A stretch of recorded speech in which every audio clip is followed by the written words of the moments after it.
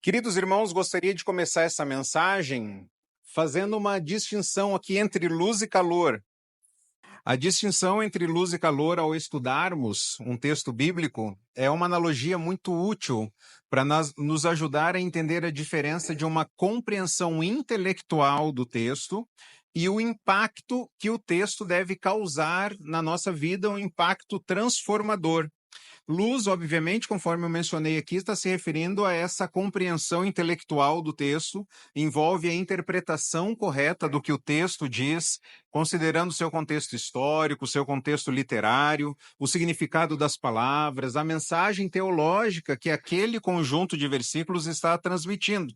Então, a luz nos dá clareza, nos dá convicção daquilo que Deus quer. Já calor refere-se a esse impacto espiritual, o impacto mais prático do texto. É quando essa verdade que nós entendemos agora, nós examinamos, ela ilumina o nosso coração, ela traz esse entendimento para nós, ela muda a nossa vida, ela gera fé, ela gera arrependimento, ela gera adoração, ela gera obediência. O calor nos aquece espiritualmente, o calor nos move na direção da vontade de Deus. Ao estudarmos, então, esse texto, nós buscaremos tanto luz quanto calor. Queremos entender corretamente o texto e queremos que essa verdade transforme a nossa vida e a nossa conduta. Amém? Que fraquinho esse amém. Amém. Nós queremos entender o texto. E queremos que a verdade do texto venha produzir mudanças transformadoras na nossa vida. Antes de nós lermos esse texto, que na minha opinião é o texto mais difícil da Bíblia, em termos de compreensão, antes de estudarmos esse texto e orarmos, eu gostaria de citar dois aspectos aqui, dois elementos. O primeiro é o que 2 Timóteo 3:16 e 17 nos diz. Toda a Escritura, toda ela, é inspirada por Deus e útil para o ensino, para a repreensão, para a correção e para a instrução na justiça, a fim de que o homem de Deus seja apto e plenamente preparado para toda boa obra. Eu gostaria que a igreja lesse comigo na NVT. Vamos lá? Toda a Escritura é inspirada por Deus e útil para nos ensinar o que é verdadeiro e para nos fazer perceber o que não está em ordem na nossa vida. Ela nos corrige quando erramos e nos ensina a fazer o que é certo. Deus a usa para preparar e capacitar seu povo para toda boa obra. Então, quando nós olhamos para as Escrituras, toda ela, de Gênesis a Apocalipse, toda a Bíblia é inspirada, é soprada, é vinda de Deus e ela é útil para produzir mudanças na nossa vida. E aí a segunda observação são os benefícios de uma pregação expositiva. Quando nós pregamos expositivamente, o pregador ele está preso ao texto. Ele não pode falar o que ele quer, ele tem que falar o que o texto diz, o que o texto orienta e fazer aplicações, ilustrações dentro do texto. Então o pregador ele está preso ao texto. Mas eu vou um pouquinho mais além ainda. Eu vou para uma vantagem de uma pregação expositiva sequencial. Quando nós começamos no início de um livro e vamos até o final dele, entendendo tudo aquilo que Deus quer nos ensinar. Não é o pastor escolhendo os textos que vai pregar, mas ele expondo toda a palavra de Deus, porque toda ela é inspirada. Então, quando nós pensamos em pregação expositiva, sequencial de um livro, o pregador não escolhe o texto que ele vai pregar. Quem define o texto que o pregador vai pregar é o autor bíblico e Deus naquela sequência que ele assim colocou. E aí, esse compromisso com a pregação expositiva sequencial impede o pregador de pular textos. Eu não vou falar sobre isso aqui é muito difícil, isso aqui vai dar muito trabalho. Não, o pregador ele precisa passar por aquilo dali, porque toda a Escritura é inspirada por Deus. Vamos ler o texto e vamos orar, pedindo que Deus nos ajude nessa caminhada, nessa noite. É uma caminhada que nós faremos que vai exigir bastante dos irmãos no sentido da compreensão para nós conseguirmos entender exatamente o texto, entender o que está sendo proposto aqui pelo autor, e nós queremos, conforme nós mencionamos no início, queremos que essas verdades provoquem melhorias no nosso caráter. Hebreus capítulo 6, versículo 4 diz: ora, para aqueles que uma vez foram iluminados provaram o dom celestial, tornaram-se participantes do Espírito Santo, experimentaram a bondade de Deus e os poderes da era que há de vir e caíram. É impossível que sejam reconduzidos ao arrependimento, pois para si mesmos estão crucificando de novo o Filho de Deus, sujeitando-o à desonra pública. Pois a terra que absorve a chuva, que cai frequentemente e dá colheita proveitosa àqueles que a cultivam, recebe a bênção de Deus. Mas a terra que produz espinhos e ervas daninhas é inútil e logo será amaldiçoada. Seu fim é ser queimada. Vamos orar? Pai, nós pedimos o seu direcionamento para entendermos a sua palavra, que é inspirada pelo Senhor e é útil para tornar cada um de nós perfeitos e perfeitamente habilitados em toda boa obra. Pedimos então que o Senhor venha a falar ao nosso coração. Pedimos, ó Pai, que o Senhor traga entendimento a cada pessoa que está ouvindo essa mensagem, que ouvirá, para que nós possamos compreender aquilo que o Senhor tem para nós.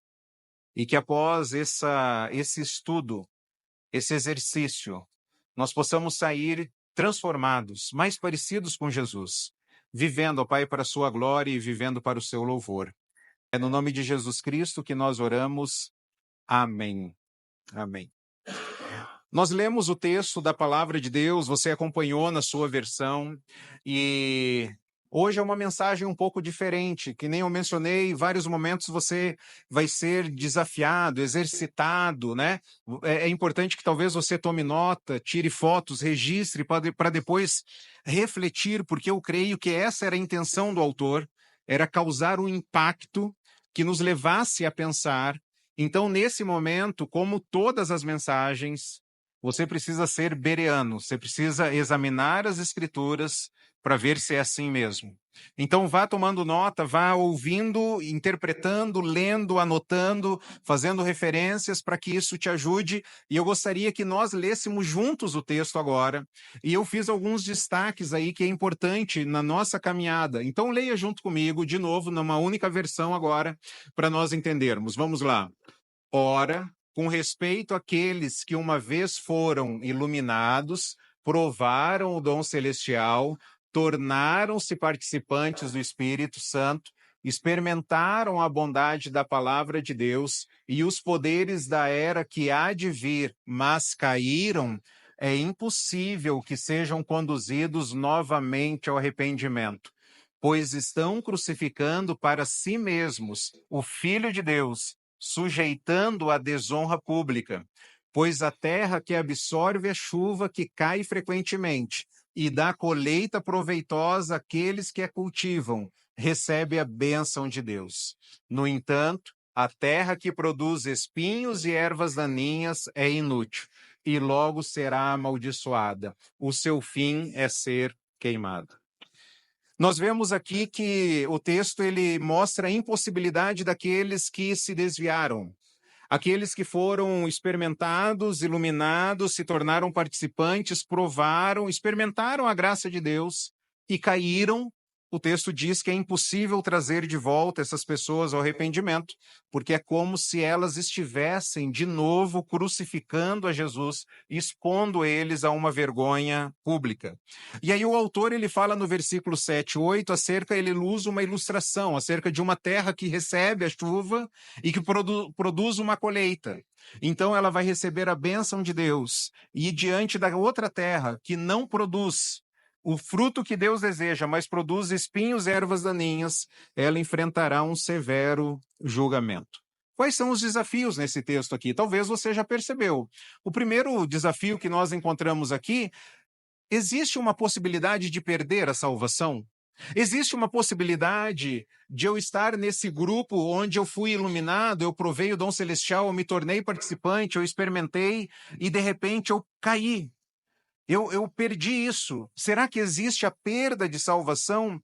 O texto está falando de pessoas que tiveram essa participação, elas experimentaram. Esses termos que são usados aqui, está se referindo ao povo de Deus. Então, será que ele está falando que nós podemos perder a salvação? E aí, se nós formos colocar em caixinhas, o grupo que é calvinista, ele tem dificuldade já nessa parte. Porque a defesa da linha teológica é que não existe perda de salvação. E eu não vou me encaixar em calvinistas aqui, ou arminianos, mas eu creio numa verdade bíblica, diversos textos que apresentam para nós que aquele que participa de Cristo, aquele que está em Cristo, ele não perde a salvação. Porque o mérito não é dele, mas é de Cristo. E aí, o segundo aspecto é o que significa cair? Eles experimentaram e caíram. A palavra cair aqui está implicando uma queda severa, definitiva, não tem mais como voltar. Que pecado é que eu venha a cometer e que talvez eu vá perder e me tornar impossível? Alguém que se desviou, alguém que está longe do evangelho, então não adianta mais, não adianta orar por essas pessoas, porque elas caíram, elas estão longe de Deus. O que esse cair significa? É um pecado ou é algo mais grave? Né? Quando nós olhamos para Hebreus, ele vai estar falando acerca da rejeição de Jesus. Uma outra dificuldade é a impossibilidade dessa renovação para o arrependimento. Aqueles que caíram, segundo o texto aqui que a gente viu, aqueles que caíram, aqueles que se desviaram, aqueles que abandonaram, não tem mais jeito. E aí aqui pega o calcanhar de Aquiles, vamos dizer assim, uma dificuldade para os arminianos, que são aqueles que acreditam na perda de salvação, que é possível eu perder a salvação, mas aqui a dificuldade é para eles. Se alguém perdeu, não vai conseguir de novo. E aí eles vão ter, esse grupo vai ter dificuldade nessa parte. Isso desafia a ideia de que Deus concede perdão àqueles que estão, de fato, arrependidos. Então, se o texto está falando que essas pessoas eram salvas, perderam, elas fizeram algo e agora elas não conseguem mais voltar, então tem alguma categoria que Deus não aceita um pedido de perdão, ele não aceita aqueles que estão arrependidos. E aí uma outra dificuldade no texto é a questão do solo. O solo que recebe a chuva e não produz frutos vai ser rejeitado, vai ser queimado. Essa questão é uma condenação temporária ou é uma condenação definitiva? É uma disciplina ou é no juízo eterno? O texto ele apresenta palavras severas como impossível trazer o arrependimento. E conforme nós vimos também, a terra ela vai ser queimada. Perceba que o texto não é fácil. Talvez você leu esse texto antes de vir para a igreja. E é difícil a gente poder compreender. Para a gente começar a tentar entender esse texto, a gente precisa começar a caminhar, na minha opinião, acerca do estilo literário do autor de Hebreus. Qual que é o estilo literário? Como que ele escreveu? A gente pode pensar no tom. Qual o tom? Quando você recebe uma mensagem no WhatsApp, antigamente era carta, antigamente era e-mail, agora é no WhatsApp. Você faz essa interpretação. Qual é o tom que a pessoa está usando ao escrever essas palavras? Se ela está num tom ameno, se ela está num tom mais rígido, se ela está alegre, se ela está triste, qual o tom que o autor de Hebreus ele escreve? Ele nos diz isso, lá no final do livro. Leia junto comigo. Irmãos, peço que suportem a minha palavra de exortação. Na verdade, o que escrevi é pouco. Quando eu comecei a estudar Hebreus, no céu a gente quer sempre conhecer algumas pessoas, né? Bater um papo lá, comer uma pizza lá com alguns personagens bíblicos, né? E depois que eu comecei a estudar Hebreus, um dos personagens que eu quero conhecer é quem que escreveu Hebreus. Porque depois de tudo que ele fala, ele chega no final do livro e fala: o que eu escrevi é pouco ainda. A gente passou na mensagem, olha, eu queria aprofundar, mensagem passada, eu queria aprofundar o assunto, mas vocês são rasos ainda. E aí ele já entra nesse texto difícil. Fala, criatura, senta aqui. Eu quero te ouvir. Fala um pouquinho mais. Agora eu vou conseguir entender tudo que você tinha para falar. Fala para mim agora. Ele já fala para nós o tom que ele usa. É uma palavra de exortação. O tom que ele está escrevendo o livro de Hebreus, a gente tem que usar esses óculos. Entender que ele está fazendo uma exortação à igreja. Aí olha que interessante. Todo o livro de Hebreus, ele é dividido em 5 grandes advertências. Todo o livro de Hebreus ele é dividido em 5 grandes advertências. Ele fala acerca do perigo da negligência, de não ouvir a palavra. Ele fala, vocês não estão ouvindo a revelação divina. Vocês não estão olhando para Jesus. Ele fala do perigo da incredulidade, a dureza do coração, que impede a participação nas bênçãos de Deus. Olha o povo de Israel, e ele está falando, olha para Hebreus, e para nós estamos olhando, e olha, vamos olhar para o povo de Israel, vamos olhar para Hebreus, cuidado com a incredulidade, cuidado com a dureza do coração. E aí chega mais perto naquilo que nós estamos vendo agora, que é o perigo da imaturidade. Cuidado ao não crescer, cuidado ao não compartilhar, cuidado ao não ser bênção, cuidado ao não aprender, cuidado ao querer só receber e não compartilhar isso com as pessoas. E aí, mais à frente, ele vai falar o perigo da apostasia, de rejeitar deliberadamente a nova aliança. Vai trazer severa consequência. E aí ele termina o livro falando sobre o perigo da desistência, do desânimo. Desistir, eu não quero mais. E aí o exemplo de Jesus vai ensinar perseverança diante das provações. Perceba que o tom do livro é uma palavra de exortação. Guarda essas informações, porque isso aqui tudo vai nos ajudar a entender esse texto difícil. A gente tem que entender o todo primeiro para depois conseguir entender a parte. Palavra de exortação e o livro é dividido em 5 grandes advertências. Nós vimos na primeira mensagem o que o autor espera que a gente responda essa mensagem. Leia junto comigo. Cristo é superior a tudo e a todos, e ofereceu um sacrifício perfeito e eterno por nós. Portanto, mesmo diante das provações e dúvidas, permaneça firme na fé e confie plenamente nele. É isso que o autor espera, que a gente reaja ao ler a carta. Cristo é superior a tudo, Cristo é superior a todos, ele ofereceu um sacrifício perfeito e eterno. Então ele fala, vocês estão sendo provados, vocês estão passando dificuldades, vocês estão tendo dúvidas, vocês estão com vontade de desistir, não desista. Olha para Jesus, permaneça firme, confie plenamente nele durante a sua jornada terrena. É isso que ele espera. Uma observação muito importante também para nós entendermos o texto que nós lemos é que o autor ele faz uma mudança de voz nesses versículos aqui. Veja só que interessante. Quando ele fala no versículo 6:1, por exemplo, vamos ver o 11, versículo 11. Ele fala, nós temos muito a dizer.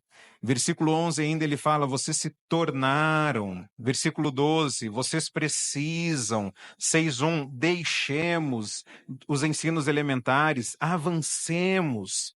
Ele está usando, até chegar nessa parte do versículo 4, ele está usando os verbos na primeira e na segunda pessoa do plural. Só que quando ele chega no versículo 4, ele muda a voz. Ele fala assim, ó, aqueles que uma vez foram iluminados. Ele muda a voz nesses versículos. Ele vai para a terceira pessoa do plural. Não é mais vocês e nós, agora são eles. Isso aqui é interessante para a gente conseguir entender o texto. Por que ele mudou a voz? Então, a questão é, o que ele está falando do versículo 4 até o 6? E aí ele usa a ilustração do 7 e 8. O que ele está usando aqui é um exemplo real? É algo de causa e efeito? Se fizer isso, vai acontecer aquilo. Ou é um exemplo hipotético? É algo que não é real? Geralmente, eu costumo explicar para depois ilustrar. Mas como o texto é difícil, eu vou começar ilustrando para depois explicar, tá bom? Eu vou ilustrar, porque aí você vai ficar com a ilustração na cabeça e aí vai te ajudar a entender o texto. Pense numa placa de trânsito, tá bom? Imagina que você está numa viagem em estradas perigosas, acintuosas, né? E aí aparece uma placa para você, olha, perigo à frente. Cuidado. Existe um abismo. Existe um risco de queda. A pessoa que colocou aquela placa naquela curva, a pessoa que colocou aquela placa lá, ó, cuidado, aqui existe um risco de queda. A pessoa que colocou aquela placa, ela está preocupada com quem caiu, com quem vai cair, ou ela colocou aquela placa para que as pessoas possam ler e não cair. Qual que é o intuito dela? Ler e não cair. Quem colocou a placa, ele não está preocupado com quem já foi. Ele não está preocupado com alguém que vai ler e vai passar direto. Não, ele está colocando a placa e está falando assim, gente, leiam essa placa e obedeçam ela. Sigam a instrução, não caiam. Então ele está preocupado com aqueles que não vão cair. Com aqueles que lerão a placa e obedecerão. Então, irmãos, considerando o estilo literário, considerando a mudança de voz que o autor faz nesses versículos, e tem algo muito importante aqui também. A gente leu, né? Nós lemos aí, ó, aqueles que fizeram isso, participaram, tal, experimentaram, versículo 6, e caíram, é impossível que sejam reconduzidos ao arrependimento, pois para si mesmos estão crucificando de novo o Filho de Deus, sujeitando a desonra pública. O que é algo extremamente impossível de acontecer no versículo 6? O que é algo que acontece no versículo 6 que nunca mais vai voltar a acontecer? O que é? Jesus morrer de novo. Não é verdade? Então o que ele está falando para a audiência, fala assim, gente, o que existe de impossível mesmo de acontecer é Jesus não vai morrer de novo. Ele já veio, ele já morreu. Então, considerando o estilo literário, considerando a mudança de voz, considerando a impossibilidade de Cristo morrer novamente, eu creio que esse texto aqui é uma descrição de uma realidade hipotética. Não é algo que aconteceu ou que venha a acontecer, mas é um exemplo hipotético. Porque os cristãos verdadeiros, genuínos, eles vão ler a placa e eles vão fazer o quê? Eles vão obedecer. Eles não vão arriscar para ver o que pode acontecer. Eles obedecerão à advertência. Dessa forma, o texto não é de causa e efeito. São informações que o autor colocou aqui que não são para serem questionadas, mas são para serem aceitas como um argumento. Eu aceito essas informações à luz do que ele está querendo transmitir. Por quê? Porque é uma advertência que previne a queda. Vamos ler juntos? Uma advertência que previne a queda. É como uma criança que vai colocar o dedo na tomada. Não coloca o dedo aí! Por que você está falando nesse tom? E se eu colocar? E se for 110? E se for 220? Não é para colocar. Não coloque o dedo aí. Então é uma advertência, é uma exortação para prevenir a queda. Hebreus, então, capítulo 6, versículo 4 a 8, não busca, isso aqui é muito importante, não busca gerar dúvidas sobre a salvação dos crentes. Não é esse o intuito do autor. Mas é enfatizar a centralidade de Jesus, alertando os cristãos sobre a necessidade de perseverar na fé e não cair na tentação de acrescentar algo além de Cristo para a salvação e vida cristã. Então o autor não está falando assim, eu quero deixar você com medo, porque qualquer coisa você perde a salvação. Não, ele não está querendo dizer isso. Ele está querendo enfatizar a centralidade de Jesus. Ele está alertando os cristãos sobre a necessidade. Você precisa perseverar. E não cair na tentação de acrescentar algo a Jesus, tanto para a sua salvação quanto para a vida cristã. E aí eu vou explicar um pouquinho mais sobre isso. Os crentes de Hebreus, o que eles estavam fazendo? Eles estavam querendo voltar à antiga aliança. Qual que era a cultura do local? Qual que era a cultura da situação? Eles estavam na lei, haviam conhecido a Jesus e saíram daquele sistema da lei, o sistema mosaico. E aí o que aconteceu? Eles começaram a ser perseguidos, eles começaram a passar dificuldades. Os bens deles tinham sido confiscados, a casa, vamos pensar nos nossos dias, os carros. Eles estavam sofrendo humilhações, privações, estavam passando severas dificuldades. E aí eles começaram assim, gente, a gente está passando tanto problema. Se a gente voltar para a lei, a gente continua com Jesus no coração. Mas se a gente voltar para a lei, será que não vai diminuir os problemas? Então o autor está escrevendo para eles que esses fundamentos do judaísmo, eles não estavam abandonando 100%, eles estavam querendo acrescentar algo junto a Jesus. Então eles queriam experimentar os dois. Eles queriam que a perseguição diminuísse, eles queriam ser aceitos na comunidade, eles queriam parar de falar, não, é só Jesus, gente, a lei já foi, Jesus já cumpriu a lei. Não, eles queriam manter os dois, porque eles queriam que os problemas diminuíssem. Por que a gente não pode trazer Jesus para a lei? Gente, aqui está todo mundo na lei. Vamos só trazer Jesus e está tudo resolvido. Por que a gente não pode trazer Jesus para o judaísmo? Por que a gente não pode trazer Jesus para a lei, para as regras? A gente acrescenta aqui Jesus, aqui, ó, dá tudo certo. E o autor está dizendo que não dá certo manter um pé em cada canoa. Você já andou de canoa? Já tomou pialo, que nem diz lá no sul? Já tomou tombos já de canoa? Tenta manter um pé em cada canoa. Você vai cair. E o autor está falando, não adianta você tentar manter o pé em cada canoa. Você não pode ter o templo e a cruz.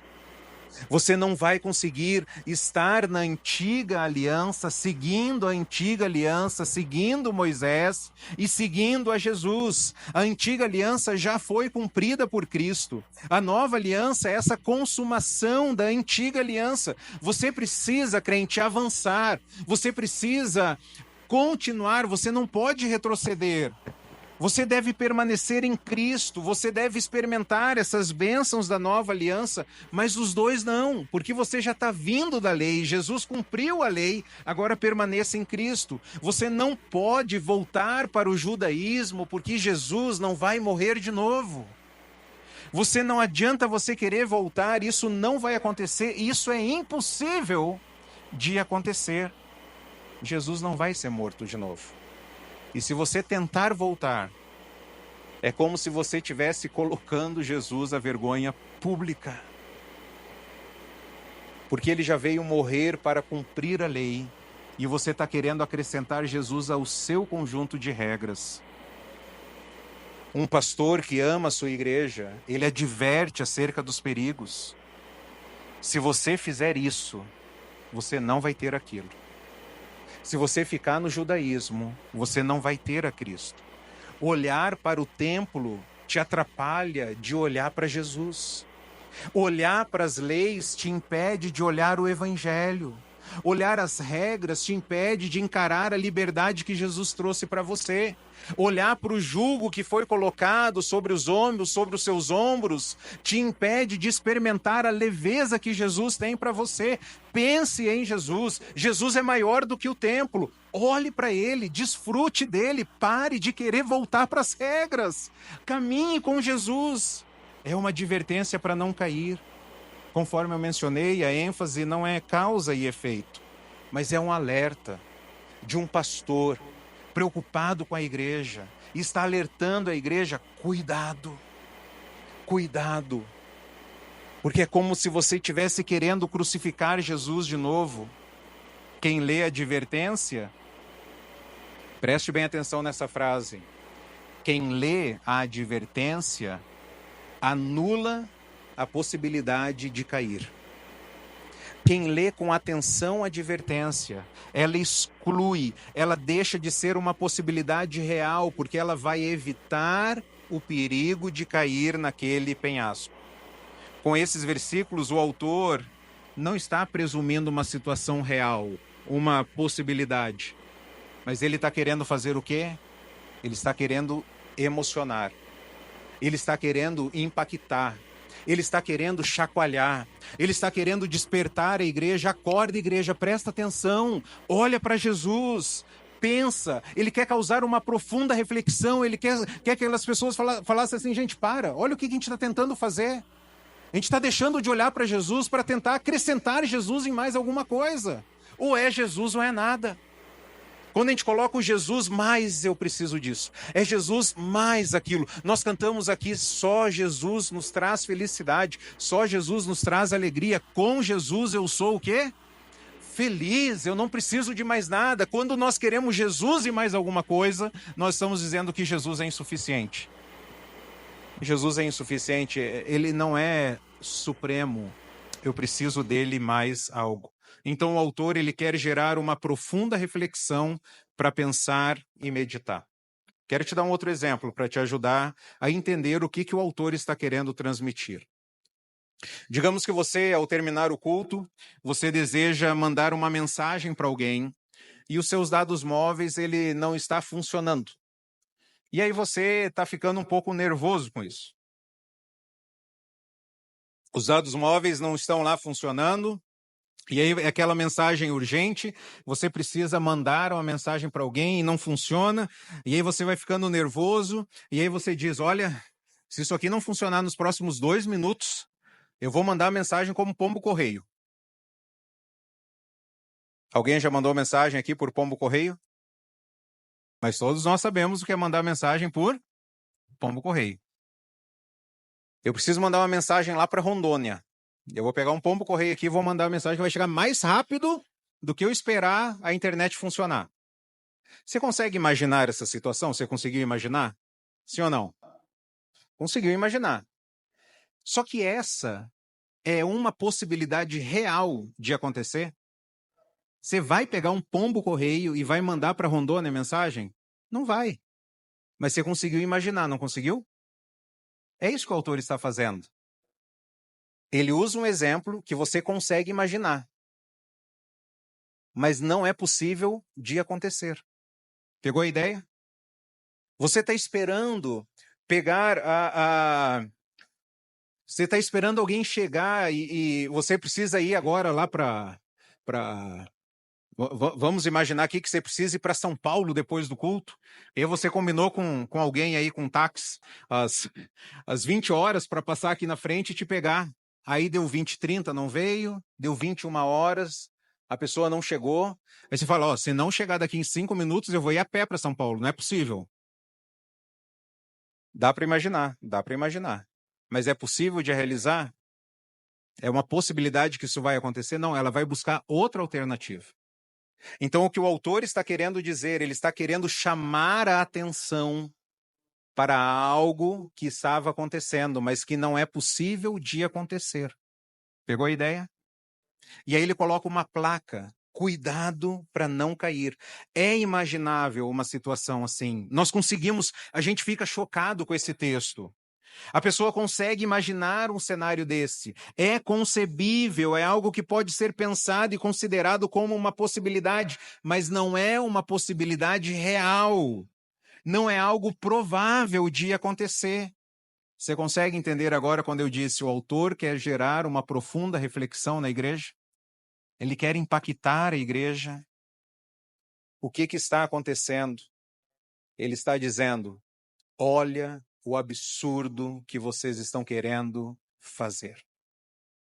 Olha o absurdo que vocês estão querendo unificar Jesus e mais alguma coisa. Hebreus 6 não fala de perda de salvação, mas ele nos convida a meditar e conceber uma hipótese absurda para nós evitarmos, para nós caminharmos então num caminho de perfeição, num caminho de maturidade, buscando ao Senhor, como era para aqueles destinatários de Hebreus e como é para nós hoje fazermos uma avaliação. Será que eu preciso de Jesus e mais alguma coisa?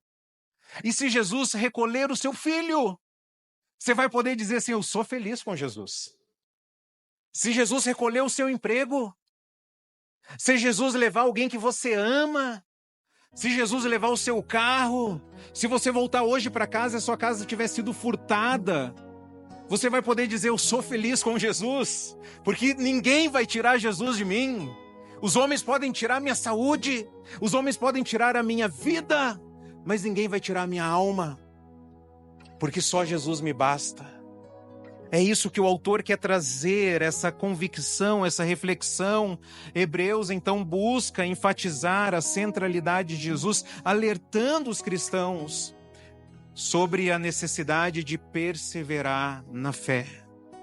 Não cair na tentação de acrescentar algo além de Cristo para a sua salvação e a sua vida cristã. É uma advertência para não cair. Uma advertência impactante para não adicionar nada a Jesus. Somente Cristo. Vamos ler juntos? Uma advertência impactante para não adicionar nada a Jesus. Somente Cristo. Não preciso de mais nada, não preciso de mais ninguém. Eu sou feliz com Jesus. Se eu casar ou não casar, eu sou feliz com Jesus. Se eu tiver filhos ou não tiver filhos, eu sou feliz com Jesus. Se o meu cônjuge não ama Deus e traz severas dificuldades para mim, eu sou feliz com Jesus. E se eu não conseguir ter a saúde que eu quero, não tem problema, somente Cristo. Não vou adicionar nada além de Jesus. No caso dos hebreus, eles queriam unificar. E o autor está falando, olha o absurdo que vocês estão querendo fazer. Algumas reflexões para nós. A primeira é, reflita na advertência e persevere na fé. É isso que o autor quer. Reflita na advertência. Saia daqui refletindo nessa advertência. Reflita na advertência e persevere na fé. A função de um pastor é advertir acerca dos perigos. E a advertência, ela é prova de amor. Quando você olha para o autor de Hebreus, ele não quer que os cristãos caiam. Por isso que ele está sendo incisivo. Por isso que ele está exortando. Eu não quero que vocês caiam. Obedeçam a placa. Sigam a orientação. Sigam a advertência. Outros pastores e autores bíblicos, eles fizeram o mesmo. O apóstolo Paulo, em Atos 20, 29 e 31, ele fala, eu sei que depois da minha partida, lobos ferozes penetrarão no meio de vocês. Não pouparão o rebanho. Dentre vocês mesmos se levantarão homens que torcerão a verdade, a fim de atrair discípulos para si. Por isso vigiem. Lembrem-se de que noite e dia, durante 3 anos, jamais cessei de advertir com lágrimas cada um de vocês. Em Colossenses, ele diz, nós o proclamamos e advertindo e ensinando a cada um com toda a sabedoria para que apresentemos todo homem perfeito em Cristo. Nós precisamos entender que as advertências são provas de amor. Que Deus está preocupado conosco, não é assim, ai, tudo bem com você? Como que você está hoje? Está tudo tranquilo? Orientar, exortar, cuidado, não caia, o perigo está ali na frente. Obedeça a placa. Eu agradeço muito a vida do pastor Rômulo Monteiro. Ele escreveu um livro, Caminhando para a Perfeição, em Hebreus 6. Até estudar esse livro, eu tenho até uma pasta no computador acerca de Hebreus 6, porque ia chegando alguns conteúdos, eu ia colocando lá e adicionando, porque o texto é extremamente difícil, né, de nós entendermos. Mas o que me ajudou a entender esse texto, e ele me trouxe para um espaço de menor tensão, é essa proposta que o pastor Rômulo Monteiro ele faz. Tem vários vídeos na internet, você pode procurar ele, tem um livro, Caminhando para a Perfeição, onde ele faz toda a explicação aqui desse texto. E ele diz uma frase muito interessante. Ele diz o seguinte, eu não sei quem é salvo e quem será salvo, mas eu sei como manter aqueles que são. E eu os mantenho, exortando e advertindo. O Onéias não sabe quem de vocês é salvo e quem não é salvo. Eu não sei quem vai ser salvo, mas como que eu mantenho aqueles que são salvos? Advertindo, orientando, falando não brinca com pecado, busque Cristo, viva para Ele, abandone os seus desejos egoístas, olhe para o Senhor, viva nele, olhe para Cristo, ame o Senhor acima de todo o seu coração. Eu não posso garantir a salvação de ninguém, mas eu posso garantir aqueles que vão permanecer na fé. Como que a gente faz isso? Advertindo e ensinando a cada um, dizendo sempre, olhe para Jesus. Pare de olhar para a história, pare de olhar para os seus desejos, pare de olhar para a tradição, pare de olhar para a religiosidade, pare de olhar para aquilo que está no seu coração, olhe para Jesus. Viva para Jesus. Pastor Iargo Martins, ele diz o seguinte, Deus nos preserva através das exortações. Frase impactante, não é? Como que Deus nos preserva na fé? Através das exortações. A segunda lição, a fé perseverante é evidência de que nós participamos de Cristo. Se a gente voltar no capítulo 3, versículo 14, é muito interessante, a gente já passou por esse texto. Hebreus capítulo 13, versículo 14. Pois passamos a ser participantes de Cristo, desde que, de fato, nos apeguemos até o fim à confiança que tivemos no princípio. Como que a gente participa de Jesus? Se nós perseverarmos. É fácil ou é difícil perseverar? Difícil. Como saber? Como que você sabe se você de fato ama Jesus ou não? Como que eu sei se eu amo Jesus ou não? Se você persevera em ficar com Cristo, aconteça o que acontecer. A gente vai te cerrar ao meio, conforme foi alguns do contexto lá passaram. A gente vai te cerrar ao meio. Cara, não tem problema, eu fico com Jesus. Eu vou tirar o teu emprego. Cara, não tem problema, eu fico com Jesus. Eu vou tirar a tua saúde. Não tem problema, eu fico com Jesus. Eu vou tirar a sua paz. Não tem problema, eu fico com Jesus. Porque conforme nós cantamos, eu sou feliz com Jesus. Eu não sou feliz se eu estou casado. Eu não sou feliz se eu tenho filho. Eu não sou feliz se eu estou sozinho ou não. Eu sou feliz se eu estou com Jesus. A fé perseverante é a evidência de ser participante de Cristo. Aqueles que não perseveram ainda não encontraram a fonte de salvação eterna. Ainda não receberam o Espírito Santo, pois permanecem no pecado. Terceira lição: a permanência na imaturidade desqualifica um crente para o serviço frutífero a Deus. Quando nós permanecemos na nossa imaturidade, eu não quero aprender, eu não quero compartilhar e eu não quero aplicar o que eu estou ouvindo. Isso aqui me impede de ser um crente frutífero no reino de Deus. A colheita abundante que Deus pode dar, a produção desses frutos, nós recebemos as bênçãos e Deus quer que compartilhemos as bênçãos. Deus nos dá para nós compartilharmos.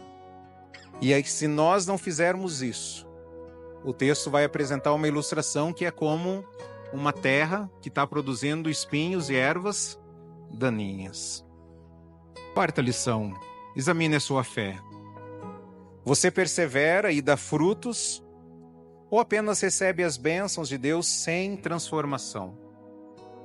Recebo, ouço, participo, mas não tenho uma vida transformada, uma vida mais parecida com Jesus, uma vida que está caminhando com Cristo. E a última lição é: não importa a intensidade dos seus problemas, persevere na fé, confiando em Cristo até o fim. Vamos ler juntos? Não importa a intensidade dos seus problemas, persevere na fé, confiando em Cristo até o fim. Quando nós estamos sofrendo, nós questionamos se nós estamos fazendo certo. Nós questionamos se vale a pena. O apóstolo Paulo, quando escreve a segunda carta para Timóteo, ele fala: Timóteo, você lembra de Beltrano e Ciclano? Pois é, eles me abandonaram, eu estou sozinho. Timóteo, quando você vir para cá, traga uma capa, porque eu estou com frio, traga os pergaminhos também, eu também preciso da palavra do Senhor. E Timóteo, olha, você está indo pastorear em Éfeso, a mesma igreja de Atos 20, onde eu li o versículo, que lobos ferozes iriam penetrar no rebanho, homens de dentro iriam se levantar e torcer a palavra. O jovem Timóteo estava receoso com aquela situação, e Paulo escreve para ele: você tem certeza? Você tem certeza que você vai querer ir pastorear esta igreja? Você tem certeza que, olha para mim, eu estou ficando sozinho no final da vida, depois que eu fiz tudo, depois que eu ajudei todo mundo, depois que eu preguei o que tinha que pregar, eu ajudei as pessoas, agora eu estou só. Você tem certeza que você vai? É um lembrete para você, Timóteo. Lembre-se de Cristo. E essa mensagem, encontre homens fiéis que você possa transmitir essa mensagem. Então, mas quando nós sofremos, nós consideramos: será que está valendo a pena todo o sofrimento? Mas se você lembrar de Jesus, irmão e irmã, se você pensar em Jesus, se você olhar para Jesus, Se você encontra forças em Jesus e receber a graça dele, você vai continuar a perseverar. E no final dessa jornada, você vai encontrar quem? Jesus. Aquele no qual você viveu a sua vida e buscou a ele. Então a advertência de Hebreus capítulo 6 não deve levar o crente genuíno a duvidar da sua salvação. Não deve levar o crente ao desespero. A advertência de Hebreus 6 deve te levar e me levar ao zelo de ler as advertências e seguir as advertências, porque Deus deseja ver frutos na minha vida e na sua vida, frutos de transformação. Um coração regenerado sempre responderá ao chamado de Deus com arrependimento e fé. Vou repetir. Um coração regenerado sempre responderá ao chamado de Deus com arrependimento e fé. E vai permanecer. Que Deus nos ajude a sairmos daqui impactados com essa advertência que o autor de Hebreus quis causar uma profunda reflexão nos destinatários da carta, e que a gente possa olhar para a nossa vida e falar assim: Senhor, não é talvez se eu vou cair, é Deus, me impeça a não cair. Eu quero seguir ao Senhor. Como é que eu me mantenho na fé? Obedecendo a palavra, tendo uma fé perseverante, olhando para quem? Para Jesus. E que a gente possa avaliar, será que eu só tenho Jesus mesmo na minha vida ou tenho mais alguma fonte de salvação e esperança? Vamos orar? Pai, nós queremos te agradecer pela sua palavra que traz esse despertar para nós. Será que temos Jesus na nossa vida e mais alguma coisa? Será que nós precisamos de Jesus e mais alguém? Será que nós precisamos de Jesus e mais algum sistema? Será que nós precisamos de Jesus e mais alguma atitude, alguma pessoa, algum objeto, algum estado civil? Senhor, que o Senhor nos ajude a termos Jesus e somente a Jesus. E não tentar unificar Jesus a mais nada. Ajuda-nos, ó Pai, a vivermos pela fé em Cristo, lendo, ouvindo e obedecendo às advertências que o Senhor tem para nós. Ajuda-nos então a perseverarmos enquanto estamos em direção à Nova Jerusalém e passarmos pelos sofrimentos e passarmos pelas dificuldades, confiando em Cristo, olhando para Cristo, desejando a Cristo, desfrutando de Cristo, recebendo a graça de Cristo nas nossas vidas. Que o Senhor nos abençoe a nos mantermos fiéis na sua palavra. É no nome de Cristo Jesus que nós oramos. Amém. Amém.